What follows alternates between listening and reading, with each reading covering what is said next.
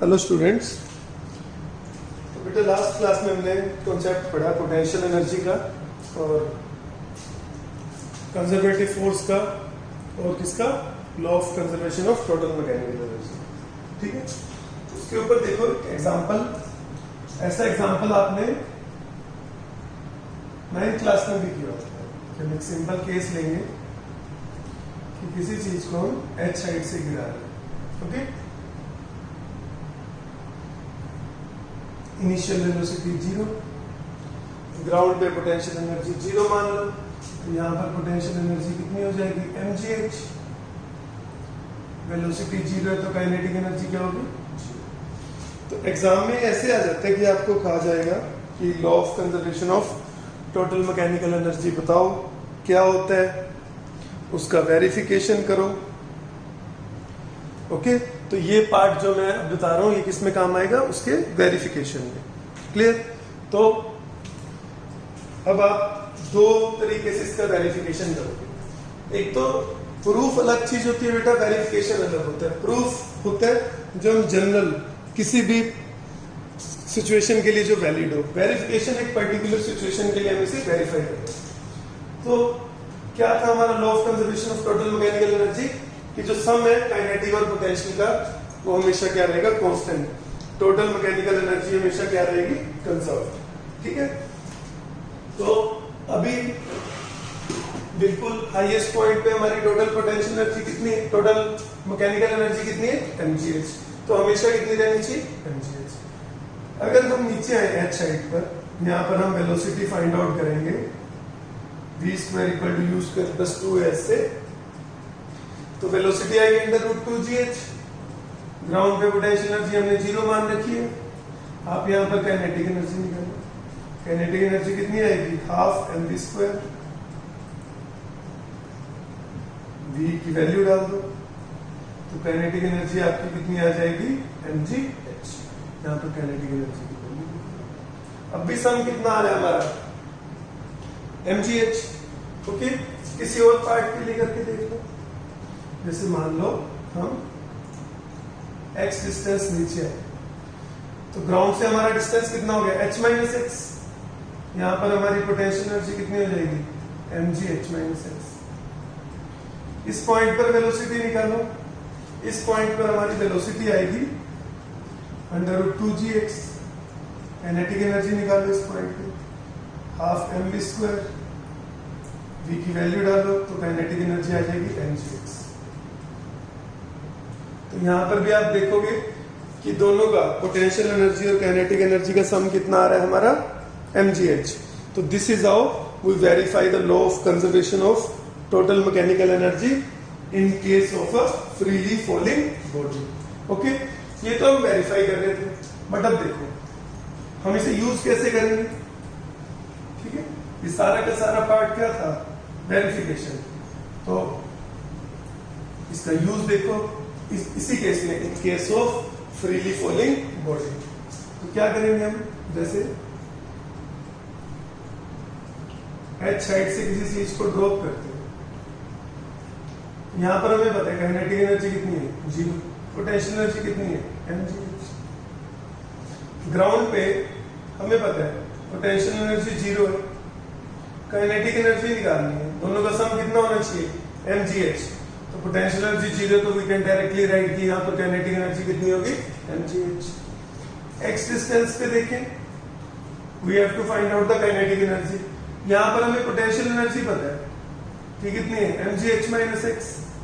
Kinetic energy हमें find out करनी है।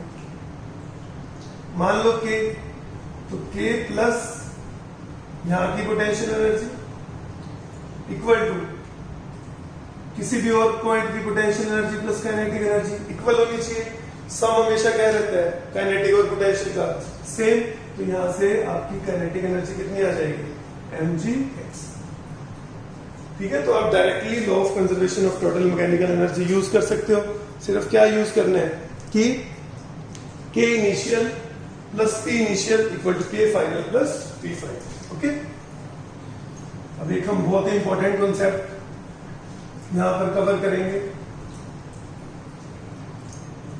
तो कॉन्सेप्ट का नाम है motion in a vertical circle. Okay, ये एनसीईआरटी में सोल्ड एग्जांपल भी है, बहुत ही अच्छा एग्जांपल है law of conservation of total mechanical energy को समझने का। ओके, प्लस कोई भी क्वेश्चन जो वर्टिकल सर्कल का है, देखो हमने लॉज ऑफ मोशन में क्या कवर किया था, हॉरिजॉन्टल सर्कल, अब हम क्या कवर करेंगे, वर्टिकल सर्कल। और वर्टिकल सर्कल और हॉरिजॉन्टल सर्कल में मैंने क्या डिफरेंस बताया था कि जब भी सरफेस के पैरेलल हम सर्कल में घूम रहे हैं, ओके, जैसे फ्लोर के पैरेलल हम साइकिल घुमा रहे हैं सड़क के ऊपर, that is an example of horizontal circle.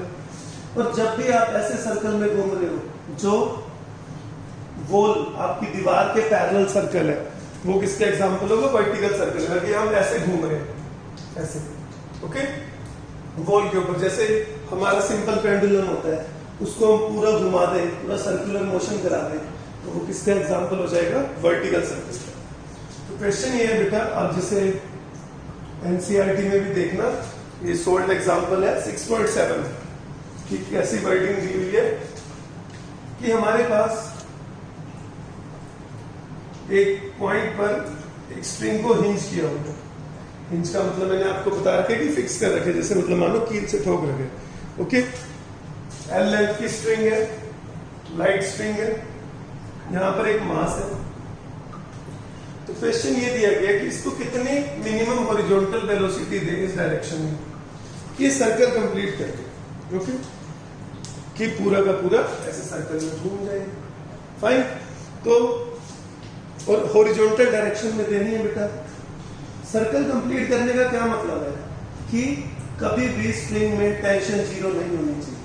Okay, अपना ये पर्पस नहीं है यहाँ पर कि हमें इसे यहाँ पहुंचाना है, पूरा time it should remain, this mass should remain on the circle. Okay, कि कभी भी स्ट्रिंग में टेंशन जीरो नहीं होनी चाहिए। स्ट्रिंग में टेंशन जीरो नहीं होनी चाहिए, उसका क्या मतलब होता है, कभी भी स्ट्रिंग ढीली नहीं होनी चाहिए। ठीक है, तो हम देखेंगे कि जैसे जैसे हम ऊपर जाते जाएंगे स्ट्रिंग में टेंशन क्या होती जाएगी, कम होती जाएगी। मतलब स्ट्रिंग में टेंशन हाईएस्ट होगी एट द लोएस्ट पॉइंट और मिनिमम होगी एट द हाईएस्ट पॉइंट। तो अगर हम एक बाउंड्री कंडीशन ले लें कि बिल्कुल हाईएस्ट पॉइंट पे जाके हम टेंशन को क्या कर दें, जीरो। ओके, आपका इसके ऊपर कुछ क्वेश्चन भी बन सकता है कि सर टेंशन जीरो हो जाएगी, स्ट्रिंग ढीली हो जाएगी। तो हम बाउंड्री कंडीशन ले रहे हैं बेटा, मतलब हम हाईएस्ट पॉइंट पे टेंशन जीरो लेंगे और एक वेलोसिटी निकालेंगे। फॉर एग्जांपल वेलोसिटी आ गई x, तो हमें जो मिनिमम हॉरिजॉन्टल वेलोसिटी देनी है that should be little bit greater than x। मतलब x एक बाउंड्री कंडीशन निकालेंगे हम, और जो आंसर आएगा वेलोसिटी उससे हल्की सी ज्यादा होनी चाहिए। तो ये पॉइंट को नाम दे दो a, इस पॉइंट को नाम दे दो b। तो यहां पर हमने टेंशन क्या कर दी, जीरो। ओके, इसको b मत दो, इसको नाम देंगे बस p। हम एक और मिडिल पॉइंट को नाम दे देंगे, इसको नाम दे दो c। तो c पॉइंट का डायग्राम बना, c पर वेलोसिटी मान लो vc। ओके, सर्कल कंप्लीट करवाना है ना बेटा, तो इसका ये मतलब है कि उसमें टेंशन कभी नहीं जीरो होनी चाहिए। ओके, वेलोसिटी रहेगी, आप ऐसा नहीं कर सकते कि ऊपर वाले पॉइंट पे जाके वेलोसिटी जीरो कर दें, वो उससे हमारा पर्पस सोल्व नहीं होगा। हमारा पर्पस है इसको सर्कल कंप्लीट करवाना, कि ये मास हमेशा किस पे रहे, सर्कल पे। सर्कल पे रहने के लिए कभी टेंशन जीरो नहीं होनी चाहिए। तो हमने टॉप मोस्ट पॉइंट पे टेंशन क्या कर दी, जीरो। नीचे कौन सा फोर्स लग रहा होगा, mg। ठीक है, तो इधर वेलोसिटी है, नीचे mg और टेंशन जीरो है, तो mg किसके बराबर हो जाएगा, देखो फोर्स किधर लगा है, सेंटर की तरफ। फोर्स इक्वल टू क्या होता है, ma। एक्सेलरेशन कितना होगा, सेंटर की तरफ ही एक्सेलरेशन होता है जब हम सर्कल में घूमते हैं, centripetal acceleration v square by r। यहां से हमारे पास vc की वैल्यू आ जाएगी √g। कि जब हम a पर कुछ मिनिमम वेलोसिटी देंगे और हम सर्कल कंप्लीट करना चाहते हैं, तो c तक जाते जाते उसकी वेलोसिटी कितनी हो जाएगी, √gi। ओके, तो हमने सबसे पहले c पर वेलोसिटी निकालने के लिए आपको ध्यान रखना है कि vc इक्वल टू क्या आ गया, √gi।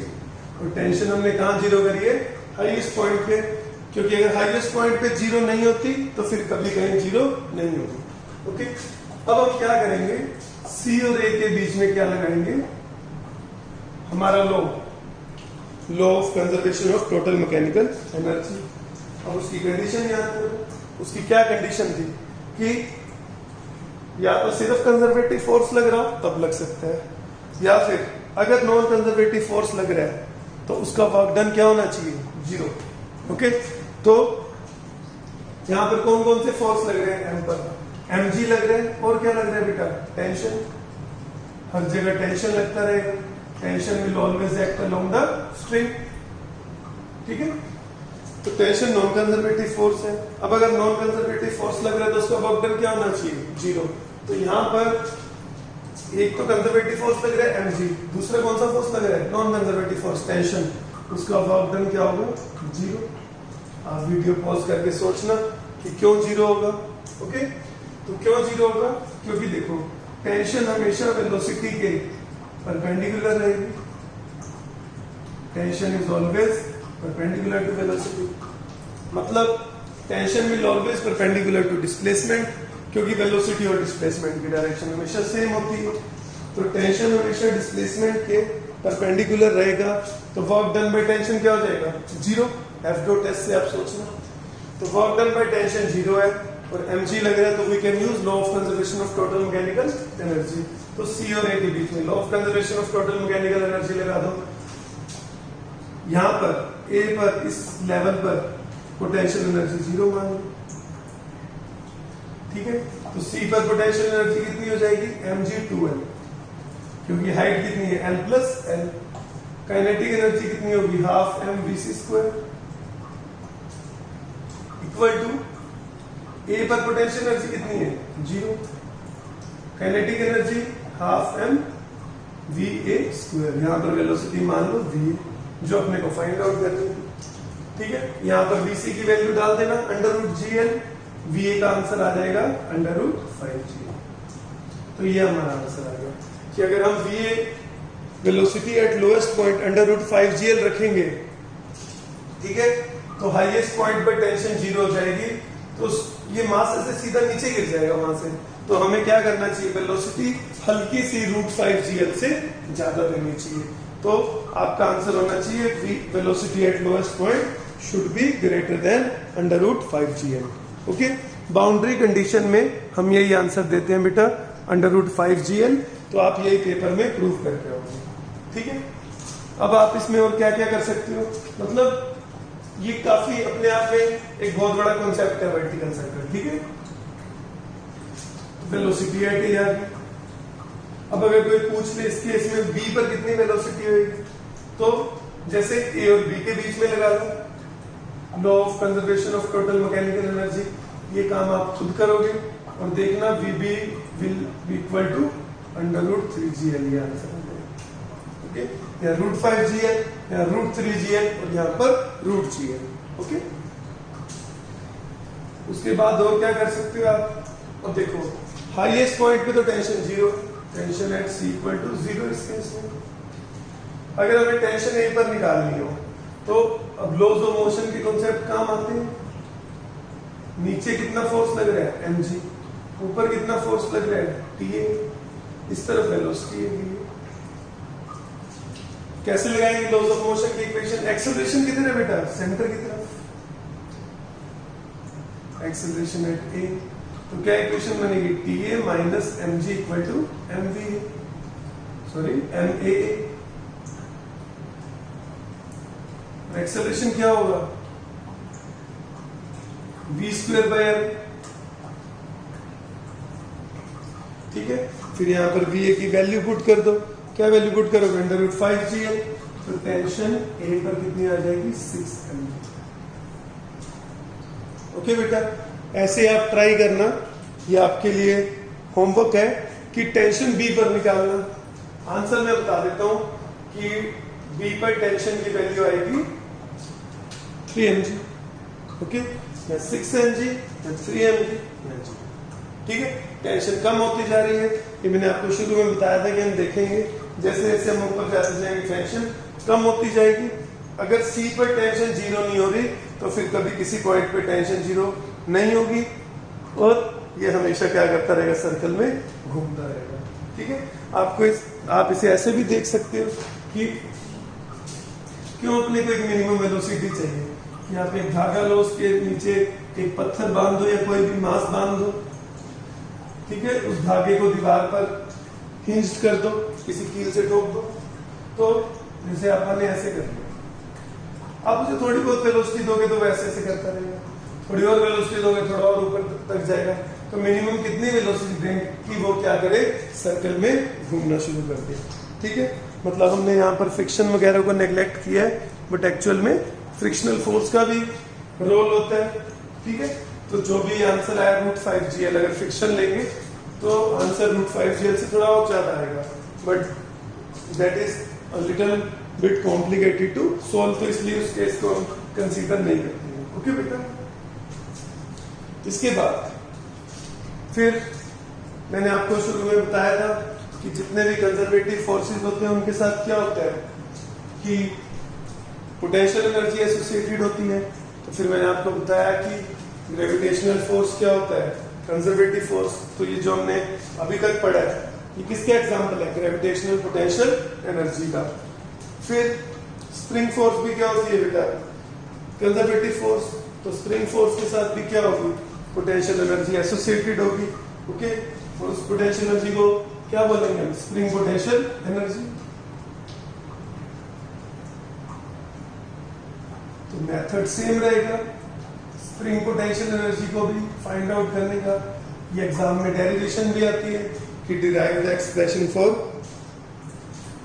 Spring potential energy. Okay, तो देखो इसको फिर हम कैसे करेंगे। मैंने क्या बताया था आपको, कभी भी पोटेंशियल एनर्जी निकालनी है तो क्या रूल होता है कि हम वर्क करेंगे और हमने क्या डिस्कस किया था कि हम वर्क करेंगे और हम अपने वर्क को किसके बराबर रख देंगे, वर्क डन बाय एक्सटर्नल क्या होगा, U final minus U initial. Okay, तो ये हमारा स्प्रिंग है, ये अभी नेचुरल लेंथ पे मीन पोजीशन पे जहां पर नेट फोर्स क्या है, 0। तो हम इस स्प्रिंग को मानो इलोंगेट करके x0 तक,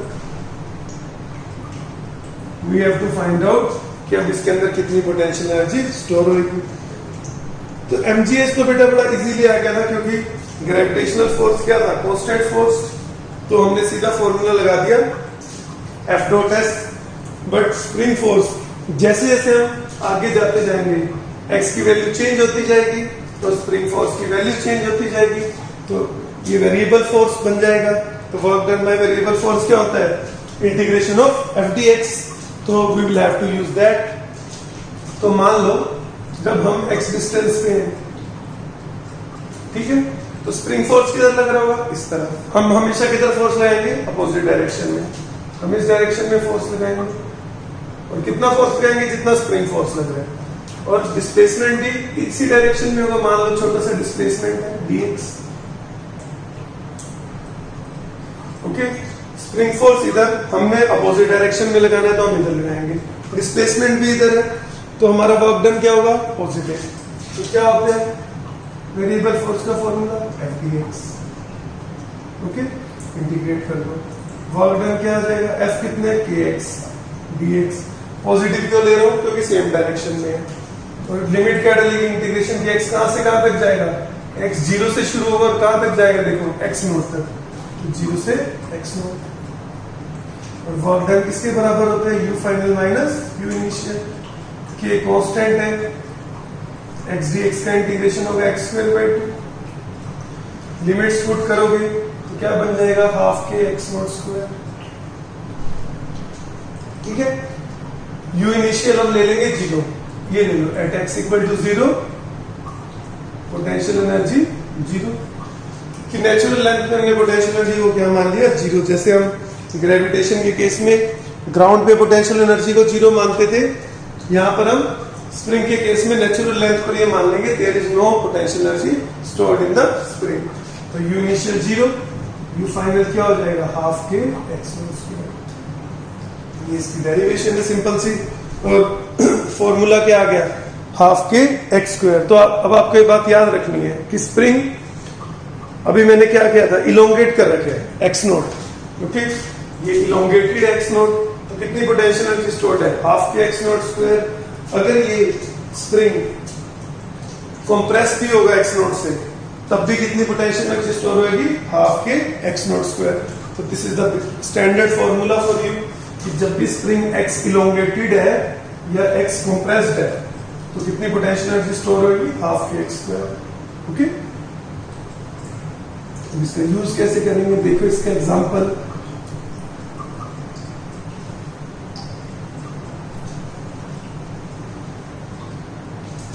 तो इसका सबसे एक बेसिक एग्जांपल है, ये स्प्रिंग मैंने आपको बताया था, बहुत इंपॉर्टेंट है। ये यही ना तो लॉस ऑफ मोशन में खत्म होगा, ना एक वर्क एनर्जी पावर में खत्म होगा, ये ऑसिलेशन चैप्टर तक हमारे साथ जाएगा।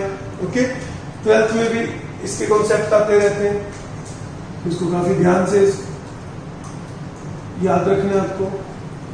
तो क्या किया हमने, एक मास को, ये नेचुरल लेंथ थी x equal to X zero, हमने क्या किया, x equal to X nought यहां से खींचकर इसे छोड़ दिया। अब क्या होगा बेटा कि इसे ध्यान से ऑब्जर्व करना है आपको, इसके मोशन को, कि और थोड़ा सा एक सेकंड, ठीक है, ये इसकी नेचुरल लेंथ है, आपने यहां से इसे ऐसे खींचकर छोड़ दिया। क्या होगा अब इस केस में, ये इस डायरेक्शन में आएगा क्योंकि इस डायरेक्शन में फोर्स, यहां से आपने रिलीज किया है, यहां पर इसकी वेलोसिटी जीरो होगी, तो काइनेटिक एनर्जी भी जीरो होगी। पोटेंशियल एनर्जी कितनी होगी, हाफ के एक्स नोट स्क्वायर। ठीक है, ये इस डायरेक्शन में आना स्टार्ट कर देगा क्योंकि इस डायरेक्शन में फोर्स लग रहा है, कंटिन्यू करता रहेगा यहां तक, इस पे इसी डायरेक्शन में फोर्स लगता रहेगा। यहां पर क्या होगा, इसकी पोटेंशियल एनर्जी जीरो हो जाएगी। अब क्या होगा, spring force is also conservative force, इस केस में भी क्या लगेगा, law of conservation of total mechanical energy. ठीक है, तो सारी की सारी पोटेंशियल एनर्जी किस में कन्वर्ट हो जाएगी, काइनेटिक एनर्जी में। काइनेटिक एनर्जी कितनी हो जाएगी, हाफ के x note square. Potential zero है, काइनेटिक हाफ के एक्स नोट स्क्वायर है, मतलब ये काइनेटिक की मैक्सिमम वैल्यू है। तो इस पॉइंट पर, मेन पोजीशन पर, इसकी वेलोसिटी भी क्या होगी, मैक्सिमम। अभी हम फाइंड आउट भी करेंगे। ठीक है, और भी आप देख सकते हो, अभी यहाँ पर इलोंगेशन मैक्सिमम है, तो इस पॉइंट पर फोर्स भी क्या होगा, मैक्सिमम। फोर्स मैक्सिमम है तो एक्सेलरेशन भी क्या होगा, मैक्सिमम। ठीक है, यहाँ पर मेन पोजीशन पर एक्स जीरो हो गया तो फोर्स भी जीरो, एक्सेलरेशन भी जीरो। ओके, अभी यहां पर रुकेगा नहीं बेटा, because it has velocity in this direction, आगे जाएगा। अब जब कंप्रेस होना शुरू होगा तो फोर्स इस डायरेक्शन में लेगा, तो धीरे धीरे इसकी वेलोसिटी कम होती जाएगी, एक जगह पर जाकर ये रुक जाएगा। जहां पर रुकेगा velocity zero, kinetic energy zero, force zero, acceleration zero. वापस से क्या हो जाएगा, इसकी पोटेंशियल एनर्जी, सारी की सारी जो पोटेंशियल यहाँ पर काइनेटिक एनर्जी थी वो किस में कन्वर्ट हो जाएगी, पोटेंशियल एनर्जी में। यहाँ पर पोटेंशियल एनर्जी कितनी हो जाएगी, हाफ के एक्स नोट स्क्वायर। और अब हम क्या कह सकते हैं कि पोटेंशियल एनर्जी हाफ के एक्स नोट स्क्वायर है, तो कितना कंप्रेस हुआ होगा, एक्स नोट। ओके, फिर वापस से क्या होगा, इधर फोर्स लगेगा, it will start moving in this direction. This is how ये क्या करता रहेगा, ऑसिलेट करता रहेगा, इस पोजीशन से लेकर इस पोजीशन तक, वापस यहाँ पहुंच जाएगा, क्योंकि इसका एक ऑसिलेशन कंप्लीट हो जाएगा। हम फ्रिक्शनल फोर्सेस, एयर रेजिस्टेंस, इन सब चीजों को क्या कर रहे हैं, नेग्लेक्ट कर रहे हैं। ओके, बहुत ही इंपॉर्टेंट है जो भी हमने यहाँ लिखा है। ठीक है, इसको आपको नोट करना है अच्छे से कि हर पोजीशन पर पोटेंशियल एनर्जी क्या है, काइनेटिक एनर्जी क्या है, वेलोसिटी एंड एवरीथिंग। अच्छा, इसको करने से पहले एक पॉइंट और आप कर लिया यहाँ पर,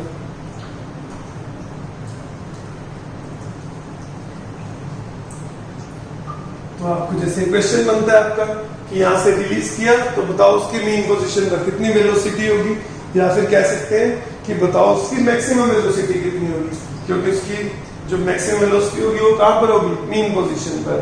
तो आप इस केस में क्या करोगे, you will use law of conservation of total mechanical energy, because only one force is acting on the spring mass which is a conservative force, so we can use law of conservation of total mechanical energy. तो वहां पर कितनी potential energy है? Half के x not square. Kinetic energy कितनी है? 0।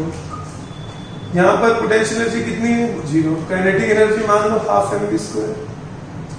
Vf लिख दिया मैंने मैक्सिमम वेलोसिटी, तो यहाँ से Vm आपका कितना आ जाएगा? √k/m। This is how we will find out the maximum velocity or velocity at the mean position. Okay?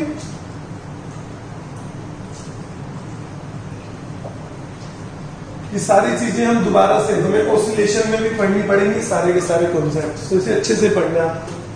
फिर एक ग्राफ बनाया जाता है बेटा, बोला जाता है कि ग्राफ बनाओ एक्स के साथ पोटेंशियल एनर्जी का, काइनेटिक एनर्जी का और टोटल एनर्जी का। टोटल एनर्जी बोल रहे हैं टोटल मैकेनिकल एनर्जी।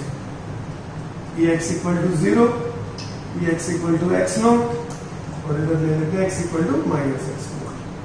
ठीक है,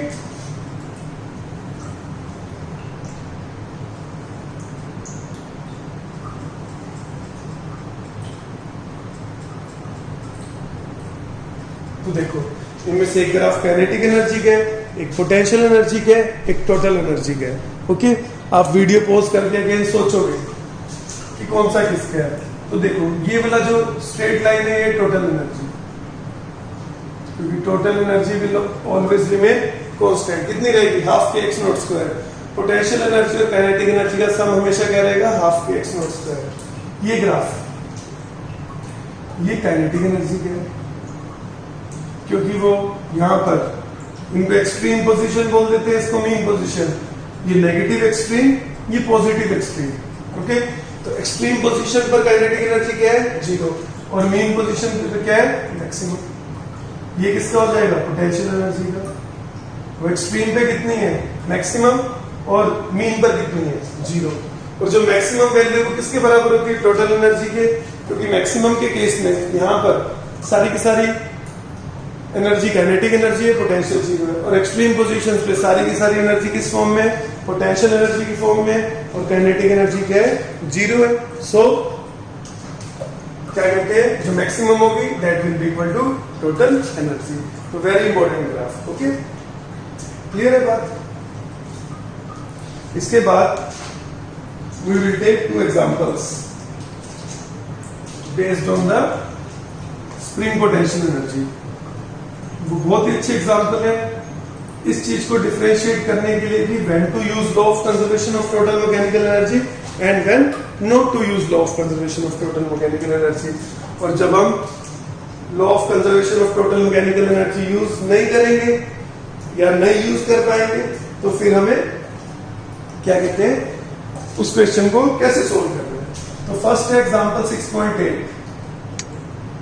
उसमें ये दे रखा है कि कार एक्सीडेंट्स को सिमुलेट करने के लिए ऐसे कुछ एक्सपेरिमेंट किए जाते हैं। ओके, क्या दे रखा है उसके अंदर कि एक स्प्रिंग माउंटेड है हॉरिजॉन्टल डायरेक्शन में, जिसके के की वैल्यू दे रखी है 6.25 into 10⁻³ quite high value. Stiff spring होगा। एक कार आ रही है 1000 kg की, उसकी तरफ मूव करती हुई, कार का मास दे रखे 1000 kg, और वेलोसिटी किलोमीटर पर आवर में मैंने कन्वर्ट कर दिया उसे मीटर पर सेकेंड। ठीक है, तो कार स्प्रिंग की तरफ आ रही है, तो पूछा हुए क्वेश्चन में what will be the maximum compression in the spring. ठीक है, कि स्प्रिंग में कितना मैक्सिमम कंप्रेशन होगा। अभी कार आएगी, इस स्प्रिंग को कंप्रेस करेंगे। आपको अगेन वीडियो पॉज करके सोचना चाहिए कि कब तक इस स्प्रिंग को कंप्रेस करती रहेगी, कि ऐसा क्या होगा जब स्प्रिंग में क्या होगा? Maximum compression. तो क्या होगा बच्चे कि इस केस में ये कार जाती जाएगी आगे, कंप्रेस करती रहेगी। कब तक करेगी? जब तक कार की वेलोसिटी 0 नहीं हो जाती, उसके बाद और कंप्रेस तो नहीं करेगी। ठीक है, तो मान लो कितना मैक्सिमम कंप्रेशन हुआ? x। एक ही फोर्स लग रहा है कार के ऊपर, spring force, which is a conservative force. Okay, या आप कह सकते हो कि mg भी लग रहा है सर, तो mg is also conservative force. Surface smooth दे रखा है सारा का सारा, so we can use law of conservation of total mechanical energy. तो K initial plus P initial equal to K final plus P final. K initial कितने, half M V square, P initial कितने, 0, क्योंकि spring अपनी natural length पर है तो कोई spring potential energy नहीं है। फाइनल काइनेटिक एनर्जी कार की क्या हो जाएगी, 0। हमने स्प्रिंग में कितना कंप्रेशन माना है, मैक्सिमम x, तो स्प्रिंग में कितनी एनर्जी होगी, हाफ के एक्स स्क्वायर। यहां से you will find out the value of x। आपको फिर अगेन वीडियो पॉज करके ये भी सोचना चाहिए कि इसके बाद क्या होगा फिर, ठीक है। तो आप वीडियो पॉज करके सोचना, फिर मैं बताता हूँ कि क्या होगा इसके बाद। अब वापस से कार इधर जाएगी, ठीक है, कार पर इधर फोर्स लगता रहेगा, कार मानो स्प्रिंग के साथ अटैच नहीं हुई है, ओके। वापस स्प्रिंग अपनी नेचुरल लेंथ पे आ जाएगा, सारी की सारी पोटेंशियल एनर्जी फिर से इसमें कन्वर्ट हो जाएगी काइनेटिक एनर्जी में। कार की काइनेटिक एनर्जी सेम हो जाएगी, मतलब कार की वेलोसिटी सेम हो जाएगी।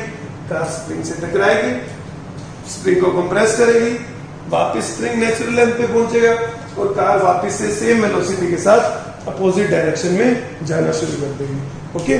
तो वापस से सारी की सारी एनर्जी काइनेटिक एनर्जी की फॉर्म में चली जाएगी कार के पास, और स्प्रिंग की पोटेंशियल एनर्जी क्या हो जाएगी, 0 हो जाएगी, ओके।